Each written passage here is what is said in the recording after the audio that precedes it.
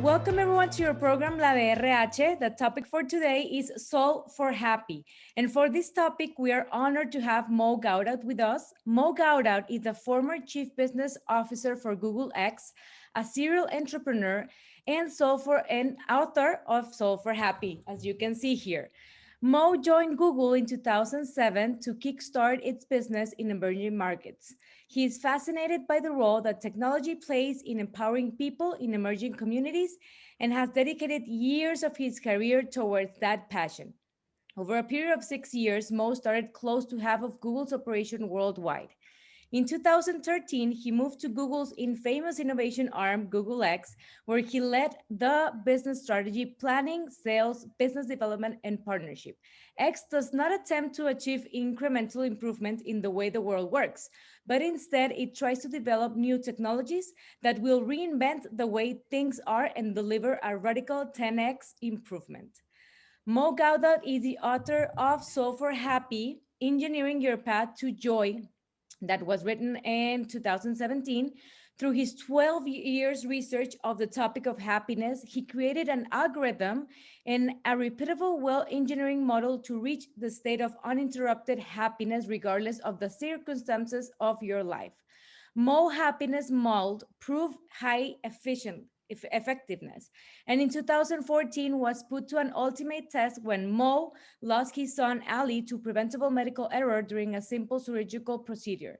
Soul for Happy is a pillar for a mission Mo has committed to as his personal moonshot, a mission to deliver his happiness message to 10 million people around the world. And it Oh, could more, take more, me more. or more. And it could take me all day to tell you more about Mo and his impressive resume. Welcome, Mo, again. I'm very excited to have you here in our program. And before we start, I would like to know from you, how did it all really started? How did you find your mission and your work passion? You never find your mission. Your mission finds you. This is the first time I taught Solve for Happy in my life. I taught it in Hong Kong Technical University, one of the largest technical universities in the world. And at the end of the session, someone walked to me. It was a 2 day session. And at the end of the 2 day session, someone walked to me and said, "You know, you didn't choose to do this. You have been chosen to do it." My story, and she completely disappeared. I never met her again, actually. Anyway, my story is very simple. I wasn't always happy. I was very happy until age 25, and then when I engaged in life and life blessed me with enormous gifts, I was miserable. So by age 29, I had everything that everyone ever wanted, and I felt clinically depressed. Really, I was horribly unhappy, and so I researched the topic. From an engineer's point of view, because I couldn't actually understand the other points of view. You know, when someone told me meditate or do yoga or play or say om or whatever, I just couldn't understand. I couldn't relate to those practices. And as a result, I thought of it as an engineer. And as an engineer, there is actually predictability to happiness. I put it in a model, consulted with my wonderful son, Ali, that I lost sadly when he was 21. And Ali knew happiness instinctively. He was just a talented, I don't know, he was born like a tiny little Zen monk, sort of. And so he was always peaceful and always calm. And together we found that model. The model worked for me, it worked for others. And I kept delaying the mission, if you want. I kept saying, next year I'll sit down and write it down, until life sort of nudged me. So life sort of said, it's time. And so when Ali left, it was my wake-up call. I sat down and I wrote. And when I wrote Solve for Happy, it worked somehow. It reached millions of people. So it's been really my mission, choosing me at the right time when I was ready, if you want, rather than me thinking. Until the day I wrote Soul for Happy, I thought my mission was to create technology and help startups. You see how mistaken you can be. Surely. And I read your book. I loved it. It caught me since page one. A lot of emotions came into me while I was reading the book. I cried, I laughed, I got upset, and finally I solved to be happy. How was it that after losing Ali, you decided to just go and write a book that will solve for happy? What was this something that you had already wanted to do? Was it an Ali's inspiration that you knew you had to do something after he left the world? No, no, it was actually unfortunately a painful story. So I don't know if you believe this, but it seems that before we die, we sort of know that we're leaving. We can't talk about it publicly, but we sort of feel it. And Ali, 2 weeks before he died, he had a dream, and in his dream, he only told the dream to his sisters, interestingly. And in his dream, he said, I dreamt I was everywhere and part of everyone, everywhere and part of everyone. And only 4 days after he left, did Aya, his sister, come to me and say, Papa, I just want to tell you this because I don't understand. And, basically, when she said it, it was 4 days after he left. I was still very unclear and blurry about everything. And of course, Ali was more than my son. He was my best friend, he was my coach. And so, it wasn't easy. And when she said that, my blurry businessman's mind took it as a quota, as a target. It's almost like my boss is saying, your target for the next quarter is to make me everywhere and part of everyone. And I remember vividly, I was sitting on our room sofa, and I basically looked at Aya and I cried, of course. And I said, sure, Habibi. Habibi in Arabic is like my love. Sure, Habibi, consider it done. And at the time I was at Google, I started half of Google, got Google to probably more than 2 billion users in my career in Google. And then at Google X, I started to work on projects that would reach 1 billion people at a time. And so in my mind, I was like, that's easy. If I could reach 10 million people with Ali's message of happiness, and they told their friends and they told their friends, within, in 6 degrees of separation, as they say, within maybe 100 years, Ali's spirit, not himself but his spirit, would be everywhere and part of everyone. And yeah, and that's what happened. I sat down to write, and I believe the universe is conspiring to make that a reality, because if you count the number of people that received this message today, which was written, to honor him and honor what he taught me, and you wait 100 years, he will be everywhere and every part of everyone, I hope. Wow, that's interesting. And another thing that you said, sometimes or most people live their life chasing money or trying to be successful. But you said that the more money you had, the less happy you became, and that success is not an essential prerequisite to happiness. What can you tell us about this? What are your findings about money, success, and happiness? Well, that's not my findings only. There is scientific research that will tell you that more money in your life makes you happier as long as your income is below the average income of the country that you live in.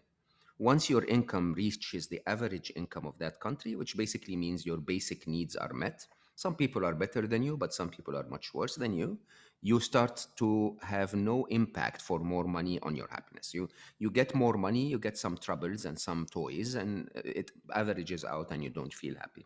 My experience was actually seen twice. Huh? So at age 29, I was a very good mathematician. So I traded the stock market. It was the time of the internet bubble. And good traders will make money when the stocks are going up or down. It doesn't matter. So I could print money on demand. Literally, I could make money anytime I wanted, and I became really rich and had everything that you think of. Had a wonderful wife that gave me Ali and Aya, and had everything. And I was miserable. Today, I actually, I still am okay. I'm not rich by today's richness standards, but I'm okay. I could probably live a comfortable life, and I wear $19 t-shirts, right? As a matter of fact, this specific one is a $3 t-shirt, right? Wow. And yeah, and it's a wonderfully good quality. I take care of it. I have 7 of them exactly identical, and that's $21 in total.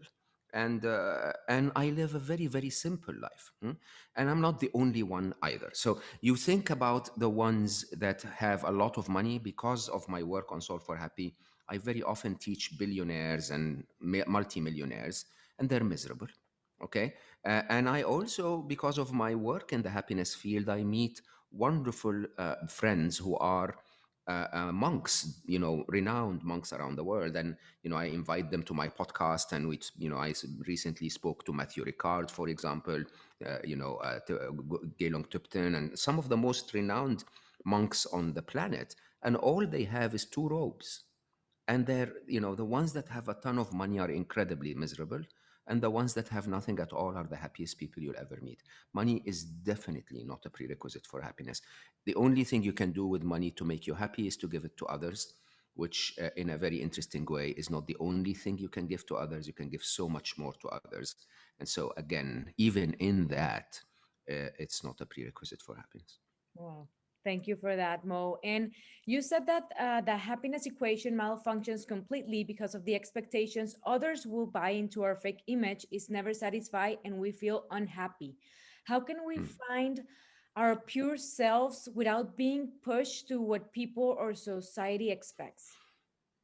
We should come back and describe the happiness equation, but in general, the idea is that we feel unhappy when the events of life miss our expectations.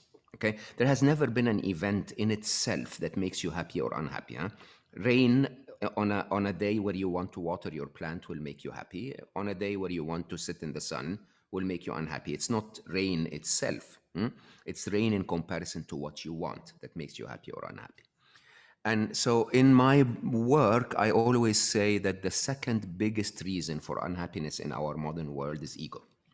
And ego is not arrogance. Ego is to identify yourself in a certain persona and try so hard to make the world believe that this is you. Okay, that persona could be I am rich and I'm driving a BMW, or it could be I am a victim and the world is always unfair to me. Whichever way, whichever persona you choose, your ego will want to prove it to others. Now, the problem is nobody ever believes your ego. I don't know if you've ever noticed that, huh? So nobody ever believes the image that you show for several reasons. One is people are busy looking into their own egos, so they're not really paying attention to yours. Number two is people want you to feel less than them. So rather than becoming better than you, it's easier to put you down. If you know what I mean, so rather than work really hard to earn more money than others, and be successful in that term, it's easier to look at the people around you and say, look at all of them, they're poor, right? Rather than saying I'm smart, you can say others are dumb. Rather than saying I'm spiritual, you can say others are evil, right? And most people do that. So your ego is never going to go through to them anyway. They just want to put you down all the time. And at the same time, even if your ego succeeds, this is really something I discovered interestingly in my life, because every businessman in the world wanted to appear rich and successful and so on. When I wasn't rich and successful, my ego was disappointing because I was pretending to be something that I'm not. And the interesting thing is, when I became rich and successful, I didn't need to pretend at all. I didn't need to drive a fancy car. I didn't need to wear a fancy suit anymore, because there's nothing to prove. You know what? I'm just the same person. I pee and go to the bathroom in the morning and eat stuff, and my stomach hurts, and it's the same thing. Money didn't change anything. And when you realize that, you realize that all of the effort you put in maintaining that image is only attracting the wrong people to you. And once you see that, you realize that it's hurting you. So if you're out there pretending to be something that you're not on Instagram, all the likes that you're getting are from people that are not real people that like you for who you really are, right? What you want instead is to be yourself. And maybe instead of 100 people, you'll get 10 people that say, oh, I love that self. But those are people that genuinely love you. They don't love the image that is not you. And because of that, I found that ego's a constant effort that is never fulfilled, and actually never makes you happy, because your expectations of people not seeing through your mask never really happens. People always figure out that what you're doing is you're pretending. Yeah, and actually you can see that a lot from people in the movies that are in the movies and everything, and then like they suicide or they're depressed, or Absolutely. and you are like, what? They have everything. They have all the money, they have all the fame, they have everything, but Yeah. sometimes they're just not themselves, and that's why these things happen. right? Yeah, but it's also because none of those things, nothing from outside you will ever make you happy. Happiness is a simple process of events minus expectations. That comparison happens inside your brain. It doesn't happen in the world outside you. You can have, I promise you, when I bought my first fancy car, it was a BMW 5 Series, right? BMW 5 Series for a 27-year-old is a very fancy car, Yeah. okay? At least at the time, it was incredible. It's a dream. I bought it from a friend of mine. It had 7,000 kilometers on it, and it was for a quarter of the price, right? So amazing dream. I took that car because I bought it used, and I drove to the service center. And I said, "Can you please change the oil and everything so that you make it feel amazing?" And as they were doing the service, I sat in the service center and then drives in a BMW 7 Series. I haven't even driven my car once. And I looked at the 7 Series and said, when will I get one of those? Right? It's mad when you really think about it. Huh? We can't, nothing makes us happy. The only thing that makes you happy is you get on a bus or you get in a car with a friend or you drive your car or whatever it is, and you look at it and you say, oh, I'm so grateful. I'm so grateful that I have something that takes me from A to B. If I didn't, I would have to walk for 30 miles. And by the way, it really helps you to understand that there are people that actually walk 30 miles a day. You know, women in Ethiopia in the morning, they wake up and they walk for 4 hours to work. And when they finish work, they walk 4 hours back. Can you believe that? They work 8 hours and walk 8 hours to get to work and back. If you're in a bus, you're a very blessed and lucky person. And the only way to find happiness is to remember that.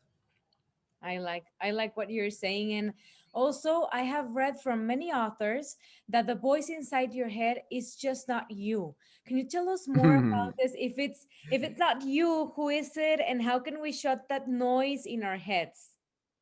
So see, these are two questions. You're asking two questions. If is it me or not me, and then the other question is who is it, right? Yeah. Is it me or not me is a very straightforward question. If it was you talking to you, why would it need to talk? If it was you talking to you, you would know what you want to say, right? It's very simple. It's an object subject relationship.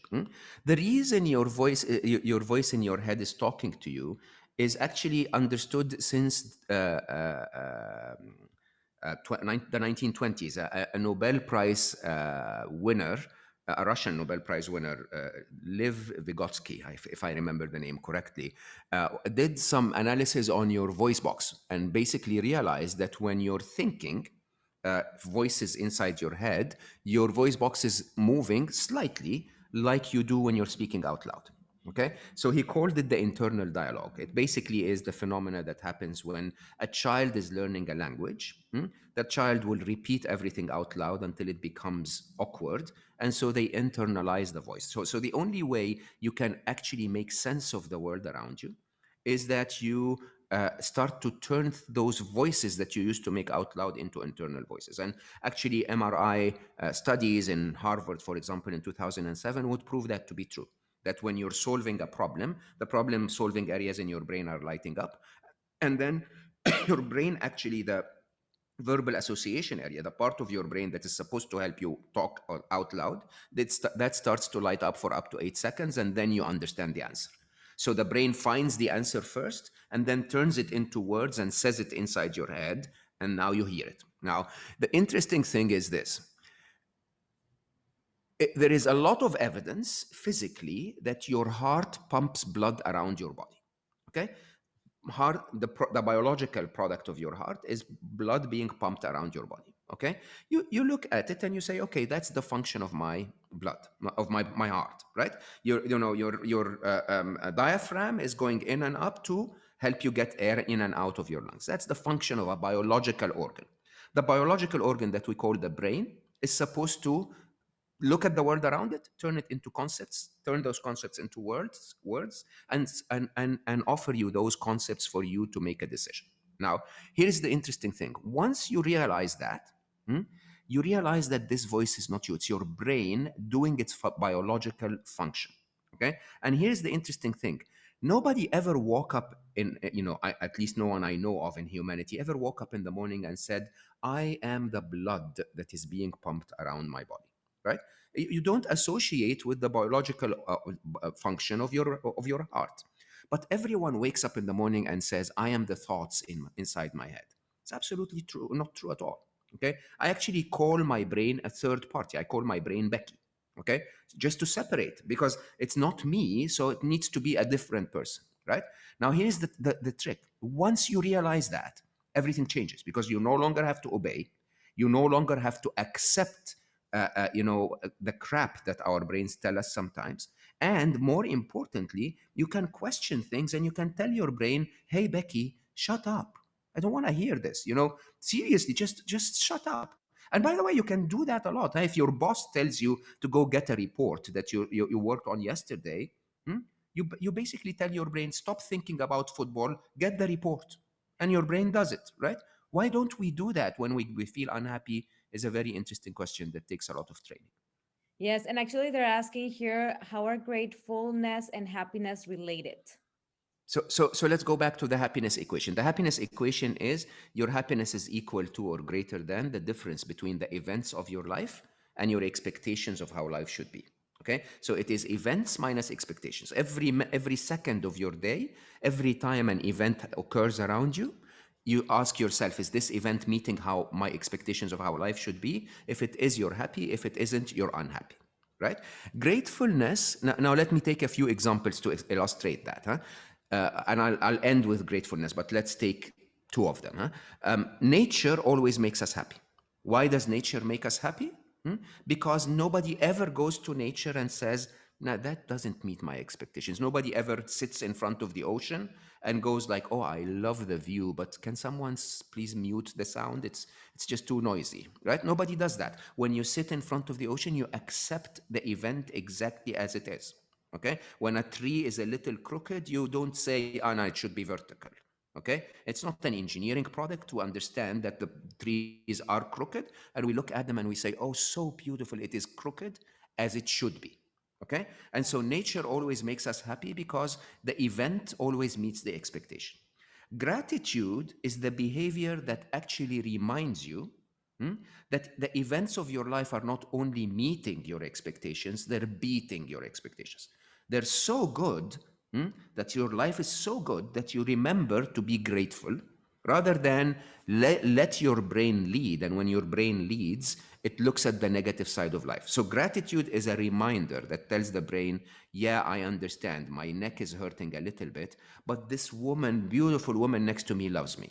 Okay, so it doesn't matter if my neck really hurts, right? Or I'm locked down in COVID-19, but at least it's not the 1920s. At least I can call my mom, I can video conference with her, I can binge watch Netflix, and I can order food online, right? And when you start to see life that way, gratitude reminds you of the good sides of life, and accordingly it removes the negativity out of your brain. Scientifically, just so that you know, if you let your brain go, 60 to 70% of the thoughts in your brain are negative. Okay, and the truth is 60 to 70% of your life is not wrong. Okay, if 60 to 70% of your life is wrong, you would not be with us here today. You would have been dead a long time ago. As a matter of fact, of course, if you really think about your life, 99% of your life is right.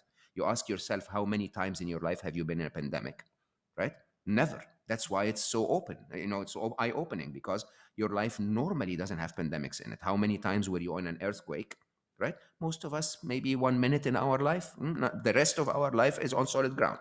Most of our life we're healthy, right? So the reality is most of our life is positive, but we don't remember that until we do a practice, a deliberate practice that is not like the nature of our brain, that is called gratitude. Wow. I love that explanation, Mo. Thank you for that. And also in your book, you talked about the illusion of time. And okay, so you said that we don't really know what time is, yet we're Nobody does. constantly rushing everywhere and fighting time. Can you tell us more about this? Look, nobody really knows what time is. As a matter of fact, another illusion I talk about is the illusion of knowledge. As much as arrogant as humanity is, nobody really knows anything. Just let's put it that way. Time specifically is the biggest illusion in science. So science understands a few things. Huh? We understand gravity, for example. We understand, thermodynamics. Huh? We understand a few things, but time is the most elusive of all understanding in physics. We know how to measure it. We know how to include it in our equations. We know how the arrow of time is moving. We actually have very accurate clocks now, cesium atoms that are late a microsecond every 12 million years or whatever, right? And we really understand all of this. But I have no idea what time actually is. We have no idea what we're measuring. Okay, we have no idea what the behavior of it is, and believe it or not, really interestingly, we have no idea if you perceive time as I perceive it. As a matter of fact, one of my books that I'm working on now is about the feminine, and I tend to believe that the feminine perceives time slightly differently than the masculine perceives time. The masculine is a lot more linear, and the feminine is a lot more circular, which, by the way, is where physics is going now, that time is circular. Anyway, because of that, we are completely confused. We are dealing with something that is extremely stressful, okay?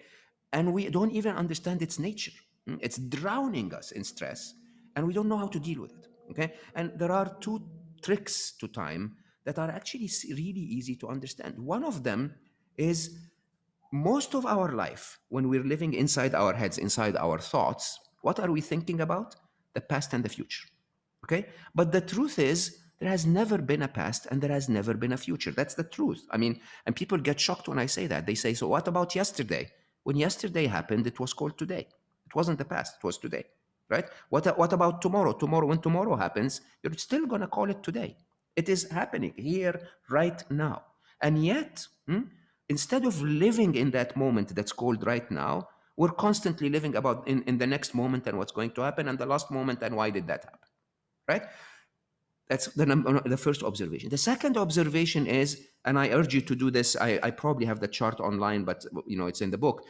But the idea is that all negative emotions, let's say most negative emotions, are either in the past or the future. Regret is in the past, shame is in the past, fear is in the future, anxiety in the future. Most of the positive emotions are here and now, calm, hmm, peaceful, excited. Most of the positive emotions are in the here and now, and yet our brains are designed to survive, for survival. They're designed to protect us. So when they sit in the here and now and they look around them and they say, it's wonderful, it's not too hot, it's not too cold, everything's fine, I'm having a wonderful conversation with you, my brain doesn't stop there. It goes, okay, so that means I have a few free cycles. Let me invest them in thinking about the worst possible thing that can happen tomorrow. Okay? And when you do that, you're always unhappy, because you're looking at the negative side of the past and the negative side of the future instead of living in the here and now. Now, here is the most interesting tip I have ever found. Okay? I realized that the past is for learning and the future is for planning. Those are called practical uses of time. So in practical time, if I need to be at the dentist at 7 p.m., I need to know that it's half an hour drive. There might be a little bit of delay. They'll ask me to fill forms and annoy me, so I need to leave at 6. Okay? So fantastic. That's practical time. Hmm?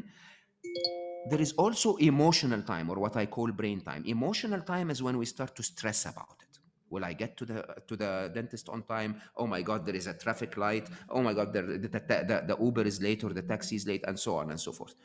All of that stuff that's happening inside our head is an association with time that doesn't achieve anything in the real world and makes you unhappy. So my choice was very straightforward. I will focus on the here and now. Okay? I will always try to be here and now, unless I'm planning or I'm learning. Okay? If I plan or learn, I'll do it practically. I'll look in the future and say, good, I'm leaving at 6. Boom, done. No more emotions about it. If I'm stuck in traffic, I'll turn it into practical time. I'll turn it into practical time. I'm stuck in traffic. It seems I'm going to arrive at 10 past 7. I'll pick up the phone and call the dentist and say, I'm sorry, I'm stuck in traffic. I'm going to be 10 minutes late. Practical time. Okay? Once you live in the here and now, you're happy. And once you deal with practical time, you're successful. You put those two together and you're in a very good place. Wow. Thank you for that, Mo. I really love how your vision of time is very different. And actually, if you put it that way, it gives you inner peace, right? Because as you said, Totally. sometimes we're always thinking, I don't know, if a client calls you and you say like, what is going to be the meeting about? Should I be prepared? Is he going to give me a bad news? And you're all day stressed thinking about it, and then just nothing happened, right? Yeah. So If he gives you bad news, think about it then, right?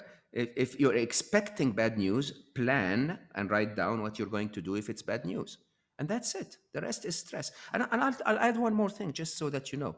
For many of us, I'm 54 now. In my first 45 years of age, it felt like 4.5 years because I was constantly distracted, constantly in the future, in the past, and the future. Okay? I was living inside my head until I realized that the here and now is the only time we live. And so I started what I call meditation in the modern world. I'm actually constantly paying attention. Like, you know how people say sit and meditate for 10 minutes? I meditate all day long because I observed what is on the shelf behind you. I notice when your eyes go to the left a little bit. I have observed the colors and the patterns on your dress. I have everything completely internalized and paying attention to everything. Okay, and your smile right now if you live in that pattern, you're constantly here and now, and something amazing happens. My years since age 45 until now feel longer than the years I've lived from the beginning of my life until 45, because I've lived them. Any moment you live inside your head, you're not alive. You're not alive. You're not here. Okay? And so we don't remember it. We don't live it. We don't enjoy it. We don't taste it. Okay? If you live now, every minute counts, and suddenly you prolong your life, not by living longer, but by actually living. wow. Thank you for that, Mo. And also, you said something very that caught my attention was that pain is just a thought that our brains can ignore. How can I Mm. teach my brain to ignore a pain regardless of how big or small the problem can be? So I interviewed on my podcast, which by the way, I tell everyone to go listen to because it Yeah, really is changing lives, right? it's I awesome. interviewed, it really is. There's no money making in it, but it's just literally changing life. And I interviewed an angel, okay? Her name is Dr. Edith Eger. Dr. Edith was a Holocaust survivor. When she was 16 years of age, okay, she was taken to Auschwitz with her mother and her sister. And literally, as they walked into the camp, they sent her mother to the gas chamber. And if you hear her story, if you hear all of the pain that she was exposed to, okay, uh, uh, she had to dance in front of the general that was sentencing people to death. She had to literally, she was so weak that in the march of death at the end, she would fall on the ground, and if she falls, they'll kill her. So people would carry her. She would share her blood. It's an amazing story. At the end of the story, she was buried under 4 layers of dead bodies, and her hand moved. Okay, and so one of the soldiers saw that and took her, literally unburied her, took her out, and she lives today to teach us how to actually deal with all of those challenges and pain. Okay, and she had one simple view, which was, this is my life. Okay, worrying about it is not going to change anything. Hmm? Hating the other guys is not going to make anything better, right? This is my life. I'm going to live it to the best that I can. I'm going to love the people around me. I'm going to give as much as I can. Hmm? And that's it. That's it. Pain, believe it or not, interestingly, is very relative. So if you take my story, I made money in Google and money in the stock market and blah, blah, blah, blah.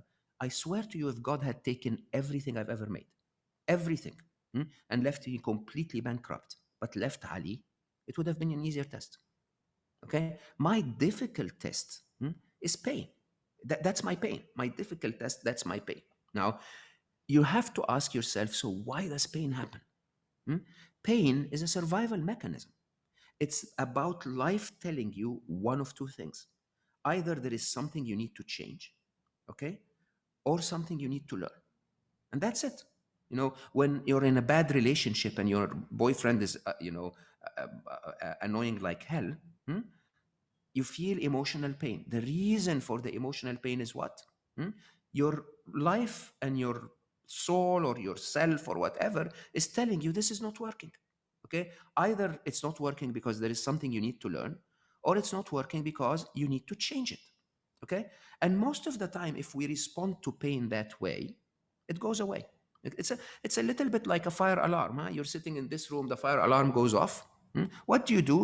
You walk out of the building and you look and check if there is a fire, right? You take action.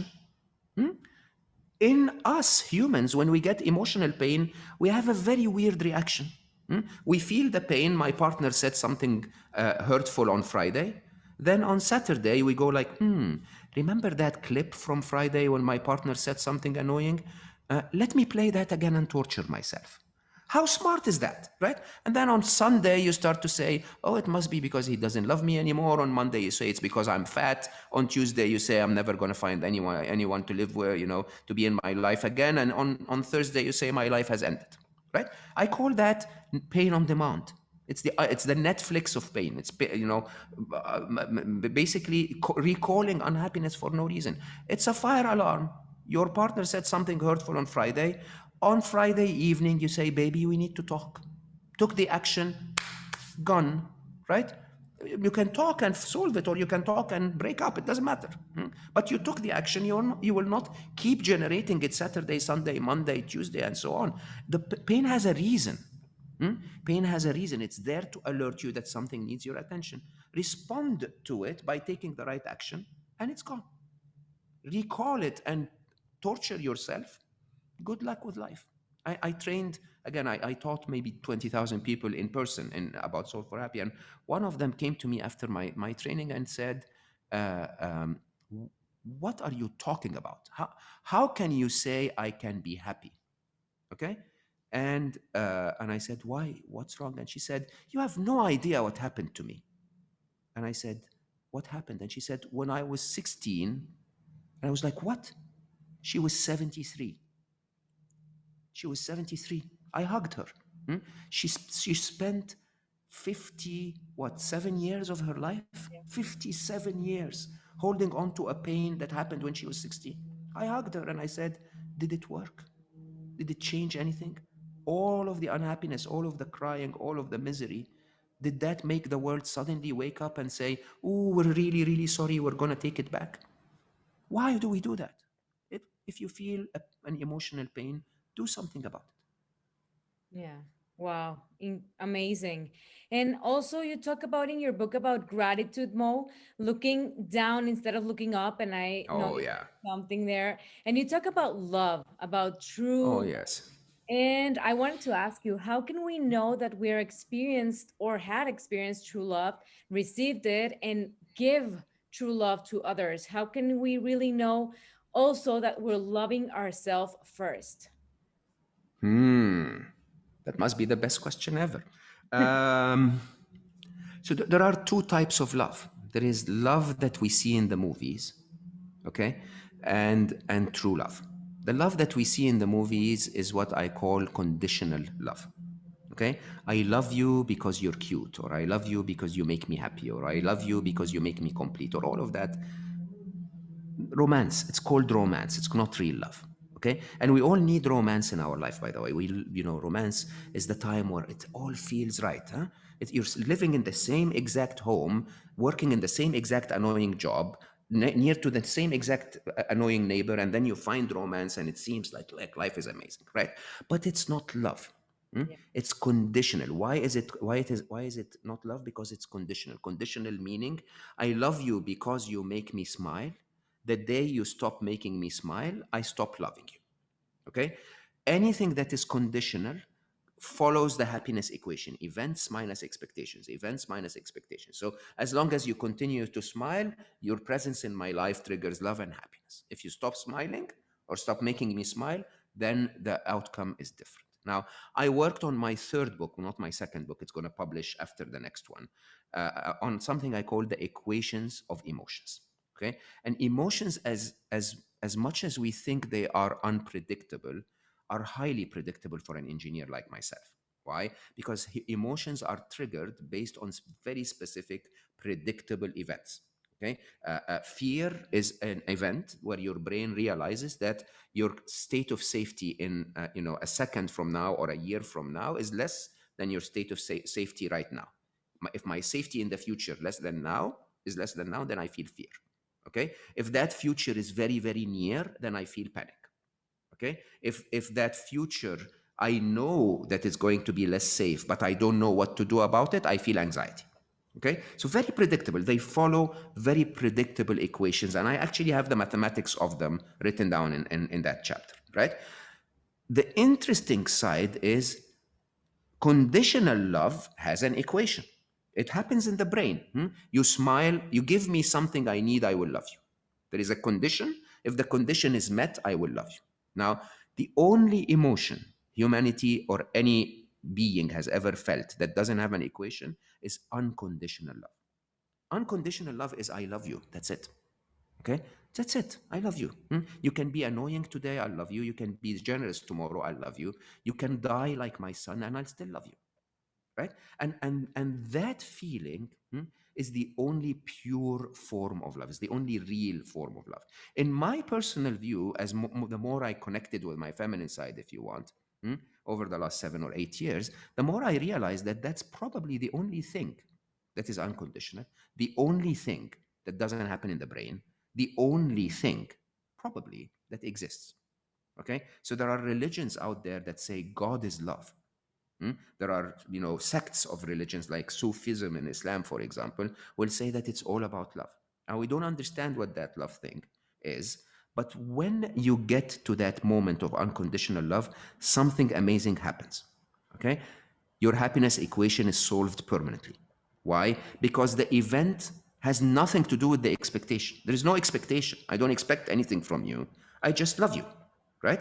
And so if expectations will never be missed, then you're always happy, right? And so this is the only moment where your happiness is within your hands. Why? Because there is no external event that can affect it. If I can feel unconditional love, I'm happy. That's it, right? And so I bombard myself with that feeling. I look at butterflies and I love them. I look at everyone in this conversation and I love them. I love people by default until they really really annoy me.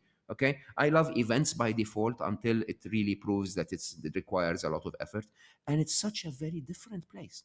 Hmm? Remember the other side of this, and I know I'm talking too much, but the other side of this is the other side of conditional love is wanting to be loved. Okay? And wanting to be loved, believe it or not, is a form of ego. Okay? I am good enough to be loved is the entire chase that people go through their entire life. Yes, you're absolutely good enough to be loved, but you know what you need to do? Love yourself. Okay? If you love yourself and you realize that it's impossible for everyone out there to love you, but that there are 20% of the people that will cross your path will love you exactly as the way you are, then the equation is solved. Everyone that likes you as you are will love you. Everyone that won't doesn't matter. Okay? And you love yourself so that you show the world that you're lovable. Is that complicated? No, actually, it's quite simple. We don't do it because we're conditioned. We're conditioned, we're trained. We're trained that love has to give me something back. Whether that something back is romance or being loved back or a kiss or hot sex or whatever that is. No, no, it's not related. Huh? We're programmed to treat ourselves as parents that are driving us to be better, not as parents that love us. Right? The way to do it is to tell yourself, look, I love me. I love me. I can be better. Trust me. Trust me. Mo, I sit with myself every morning in the balcony and I talk about what are we going to do to become better today. That doesn't mean I'm bad. It doesn't mean I'm horrible. It doesn't mean I'm not lovable. I'm okay. I'm trying the best I can in life, but I can do better. And once you get that right, love is solved. Everyone that likes you for who you are will love you, and you love yourself. And when those two happen, everyone else will start to love you. Wow, I think that everyone in the audience should be like, this is mind opening, right? What you're saying right now. And I wanted to talk just one more thing about that you talk about in your book about debt. And it really caught my attention Hmm. because when you started talking about debt, you said how we die a little every day. And something in us is daily dying, and still we live our days as if we were going to live forever. What advice, Mo, can you give us to constantly remind us the importance of living each day as it was our last? Yeah, so my son had a weird way of teaching me, and one of those ways was songs. And he didn't leave me too many songs, but one of them was basically started with very heavy guitar, and then it said, "Live your life, die a little every day." Okay, and dying a little every day is actually the truth. It's almost the opposite. We don't accumulate years. I'm not 54 years of age. I am minus 16 years till I die if I was going to die when I'm 70, or minus 6 till I die if I was going to die when I'm 60. And the idea is that all of the 54 have gone. They're done. They're not coming back. We've lived them or not. They passed through the arrow of time, which gives you another interesting side of death. By the way, Mexico is one of the nations that teach us about death. So the Day of the Dead and the celebrations and the idea of being with your loved ones and that they don't really vanish, and that we all will be together again, is really important in the understanding of death. And in Solve for Happy, what I do is I actually uh, um, I talk very openly about the idea that physics will prove to you that death is not the opposite of life. Death is the opposite of birth. We come to this physical form through a portal called birth. We leave it through a portal called death. But life happens before, during, and after. And actually, recently, again, if you're interested in the topic, I interviewed two guests on my podcast around near-death experiences. Pim Van Loebel, for example, blew me away. Blew me away because there is a lot of evidence that says we actually never die, right? Your physical form dies, but you don't actually die. Now, with that understanding, you start to fear death less. And that whole idea of living because I'm gonna die becomes stupid. It becomes I'm living because I'm alive. I'm living because I'm counting down. And when you're living, you again mathematically, I sadly everything I understand from mathematics. You really look at the equation of life. You come through the birth portal and you have zero. Then you acquire things and you make money and you love this woman, and then you leave her and you love that other woman and you drive this car, and it's crazy. And then you leave with zero. So you come with zero and you leave with zero. In mathematics, we call this a zero-sum game. In game theory, a zero-sum game is a game that starts with nothing and ends with nothing, which basically means during the game, you never really owned anything. Nothing was ever yours. Okay, you've just rented everything. You've rented that wonderful person that showed up in your life for a while and then they left. And then you've rented that beautiful apartment for a while and then it left, and that bed for a while and then it left. Okay, my incredible ex-wife, who's one of the wisest women on the planet, after Ali died, she was flipping through an album. And she looked at his baby pictures and said, "Oh my God, it's such a cute baby. He died after a year." And I said, "What do you mean, Nibel?" And she said, "He was a baby just for a year. And that baby died. And then, look, this nice little crawling infant came. He spent a year with us and then he died. And then this young little boy came and spent 4 years with us and then he died." Right? Everything is constantly dying. Everything. If you again, I interviewed the host of a show called Connected on Netflix. If you ever have the time to watch it, and it basically, one of the episodes is around how life and death are so connected, that we wouldn't be alive if there wasn't death. Okay, and you can think about that when you're eating dinner tonight, because you wouldn't be alive if you didn't eat dinner, which meant the death of something else. But the connection of life and death is so complicated. Now here's the trick.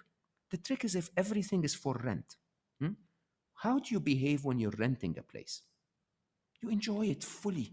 You don't try to fix it. You don't obsess about the color of the wall. You don't, right? You just live, right? I had a relationship once with a wonderful, amazing woman, who sadly our circumstances couldn't make us live, be together. She lived in a different country. I lived in a different country. Anyway, without the details. At the end of the relationship, she looked at me and said, "I was so happy I rented you." And I said, "What do you mean?" And she said, I knew you were not going to be in my life forever, so I enjoyed every minute between us without trying to fix you, without trying to make you better, without trying to shave differently, or I just enjoyed our life together. Hmm? If you can do that, if you can rent every minute and live it fully, you would probably look at the current situation we're in, and instead of saying, we're all in lockdown, hmm, you'll say, I am alive. What can I do in lockdown? How can I enjoy my life in lockdown? How can I connect more to people I can't see in lockdown? I'm renting this lockdown. Hmm? How can I make that the best moment of my life? Wow, thank you, Mo, for that. And I think that this, what we're talking about, happiness should be teach in schools in every I do level through agree. your whole life. If this was actually a topic in school, how do you imagine the teachers that are watching should they taught to even preschoolers, primary, and all this? I struggled with that quite extensively, actually. I tried to write, I write all the time. So I wrote two three-quarter books for children and for young adults, interpretations of Solve for Happy that I couldn't finish because I don't really speak the language. I've now written with a partner of mine, Shelley Lewis, who's also a publisher of children's books. We've written 5 children's books that hopefully will come out at the end of the year. Like very young children before 6 years of age. And the idea is this. Uh, you can't really teach anyone anything that you don't know. You can't really tell anyone to be something that you're not. Okay. And I would tend to believe that if we were to teach children happiness, we would be so much better off if we teach their parents happiness first. Okay. Because every parent is destroying their child. Every parent thinks for some reason that success is to make my son successful and rich, or my daughter, whatever. Okay, now that's stupid. Success is to make your children reach their potential of success in life and be happy at the same time. That is success. Okay, any good parent that makes their children successful but miserable has failed completely. Okay. Now, with that in mind, what do you want to do? If you're grumpy, there's no way you can teach your children to be happy. If you're a control freak, there is no way you can make your children feel reasonable. And if you're constantly obsessive and critical of everything, there's no way you can teach your kids to see the bright side in life. So the number one step is to tell parents the happiness of your children matters as much as success, if not more. And for you to be able to get them on that path, attend to yourself first before you help others, like they used to tell us on aeroplanes. Make yourself happy, and then you're going to be able to make them happy. Once we did that, interestingly, there is nothing you need to teach children to be happy. Children are happy. Okay, you just need to stop teaching them to be unhappy. Okay, so most of the work I do with children is just remind them that all of the stupidity that schools put on us, that our demanding parents put on us, that our society puts on us, all of that is not real. Okay, all of that is a huge illusion. That if you stick to your real self and just do something that is good and honorable and makes you alive, the rest of your life is the absence of unhappiness. Huh? Remember, happiness is the absence of unhappiness. If you stop being unhappy, you're happy. That's the default state that you are in. And so my current attempt in at least in the children's book series I'm trying to work on is to say, here is an event that seems to be so counterintuitive. Why do we do those things when the reality is so simple? If you actually recognize that you're wonderful exactly as you are, that people who love you will always show up, that you don't need the people that don't love you, and so on. If we constantly remove the reasons for unhappiness and teach our children to remove the reasons for unhappiness, what is left behind is happiness. What is left behind is our nature, and our nature is happy. I like that. And if you could describe the importance of solving for happy in one word, what would it be? It's as important as solving for healthy. If when you catch the flu, you do something about it because you're supposed to be healthy to perform in life. Hmm? you're also supposed to be happy because it's your optimum form of survival, of your performance, of your contribution to the world is when you're happy. Okay. And please help me complete the following statement. I consider myself a successful person when. When my message of happiness has reached 1 billion people through 1 million champions and I got completely forgotten. Wow. Thank you, Mo. Thank you, Mo, really for being here today. I really appreciate it. I hope that after this conversation, more people run and read your book and so for happy. And once And listen to the podcast. The and listen to the podcast is what podcast. matters. Slow Yes. mo. Yeah. Tell us about Yes. your podcast. If people want to know more about you, can you tell us the name and everything so they The, can go right the, now the, to the, the, easy, the easiest thing, by the way, is I respond to every message I get on social media. I know it's crazy, but I do. Okay. So, yeah, yeah, exactly. Reach out on social media. Easiest way is Instagram. So, Mo_Gawdat. And yeah, I really recommend the podcast. It's called Slow Mo, SLO space MO. So, slow without the W. And I host my best friends who have life experiences that are about happiness and compassion and love and and peacefulness and amazing conversations. I myself learn every single time, and we're now in the top 1.5% worldwide, and we're getting constant raving reviews of people that say it's changing their life. So if you really want to do yourself a favor and you're into podcasts, please do go ahead and give yourself a chance. So it's called Slow Mo. There you go. Yes. If you could put it there. Yes. Oh, it was for the panelists. So I'm going to put it here for everyone so they can go and look it in Spotify. And also, if they want to see you in Instagram, can you tell us your account, please, Mo? Yeah, Mo_Gawdat.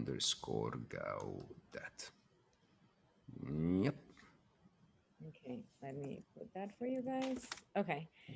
Well, thank you very much, Mo, for being here with us. I hope this is not the first time that we have you here. And I heard that you are going to have more books. So I'm anxious to read them and then have a conversation again with you guys. Thanks to all the people that went on with us today and hope you have a wonderful day. Thank you so much. It's been a pleasure and an honor. Thank you so much. Thank you, Mo. Thank you, everyone. Have a great day. Bye bye. Bye.